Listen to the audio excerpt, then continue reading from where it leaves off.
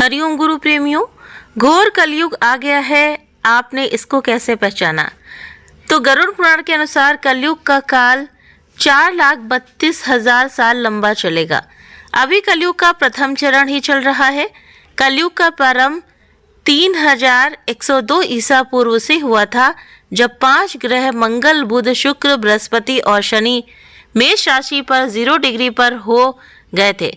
इनका मतलब है कि इतने वर्ष कलयुग के बीत चुके हैं और इतने वर्ष अभी बाकी हैं। मनुष्य की औसत आयु 20 वर्ष ही रह जाएगी। 5 वर्ष की उम्र में स्त्री गर्भवती हो जाया करेंगी, 16 वर्ष में लोग वृद्ध हो जाएंगे और 20 वर्ष में मृत्यु को प्राप्त हो जाएंगे। इंसान का शरीर घटकर बोना हो जाएगा। ब्रह्म वैवर्त पुराण में बताया गया है कि कलयुग में ऐसा समय भी आएगा जब इंसान की उम्र बहुत कम रह जाएगी, युवावस्था समाप्त हो जाएगी। कली के प्रभाव से प्राणियों के शरीर छोटे छोटे, क्षीण और रोगग्रस्त होने लगेंगे। श्रीमद् भागवत गीता के 12 स्कंद में कलयुग के धर्म के अंतर्गत श्री सुखदेव जी परीक्षित जिसे कहते हैं, ज्यों ज्यों घोर कलयुग आता जाएगा त्यों त्यों उत्तरोत्तर धर्म, सत्य, पवित्रता, क्षमा, दया, आयु, बल और स्मरण शक्ति का लोप होता जाएगा।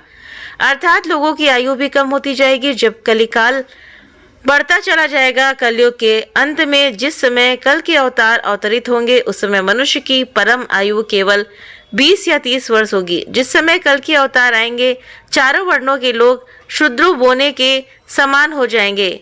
गौएं भी बकरियों की तरह छोटी छोटी और कम दूध देने वाली हो जाएंगी।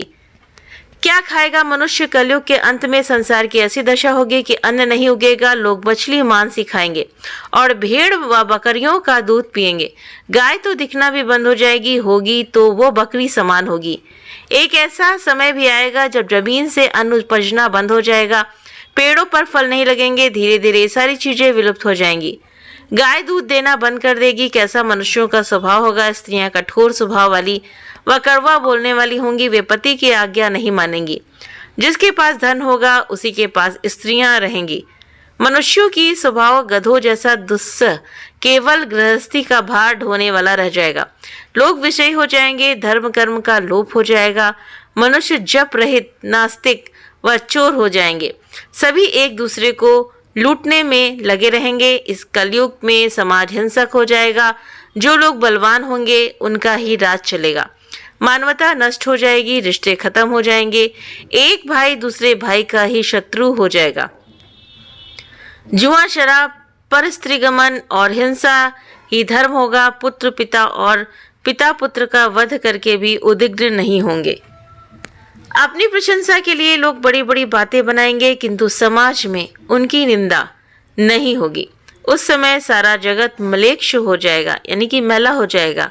इसमें संशय नहीं। एक हाथ दूसरे हाथ को लूटेगा। कलयुग में लोग शास्त्रों से विमुख हो जाएंगे। अनैतिक साहित्य ही लोगों को ही पसंद हो जाएगा। बुरी बातें और बुरे शब्दों का ही व्यवहार किया जाएगा। स्त्री और पुरुष दोनों ही अधर्मी हो जाएंगे। स्त्रियां पतिव्रत धर्म का पालन करना बंद कर देंगी और पुरुष भी ऐसा ही करेंगे। स्त्री और पुरुष से संबंधित सभी वैदिक नियम विलुप्त हो जाएंगे। महाभारत में कलयुग के अंत में प्रलय होने का जिक्र है, लेकिन यह किसी जल प्रलय से नहीं, बल्कि धरती पर लगातार बढ़ रही गर्मी से होगा। महाभारत के वन पर्व में उल्लेख मिलता है कि कलयुग के अंत में सूर्य का तेज इतना बढ़ जाएगा कि सातों समुद्र और नदियां सूख जाएंगी। संवर्तक नाम की अग्नि धरती को पाताल तक भस्म कर देगी।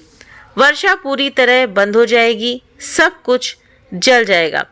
इसके बाद फिर 12 वर्षों तक लगातार बारिश होगी, जिससे सारी धरती जलमग्न हो जाएगी। तो ऐसा ये गरुड़ पुराण में बताया गया है। लेकिन गुरु यही समझाते हैं कि हमें न सतयुग से मतलब है, न कलयुग से। हम जिस उसमें पल में जी रहे हैं, वही पल ही आनंद का है। कल की हम चिंता क्यों करें, क्योंकि जो हमारे साथ हो चुका है उसे भी हम भूल जाएं। आगे क्या होने वाला है हम जानते नहीं हैं, लेकिन अगर हम आज अपना सुधारेंगे तो कल भविष्य भी हमारा सुधरा हुआ रहेगा। तो इसीलिए हमें भगवान में मन लगाना है, भगवान के भाव में रखना है। और प्रकृति का नियम है कि हम जैसा देंगे वैसा ही हमें रिटर्न मिलेगा।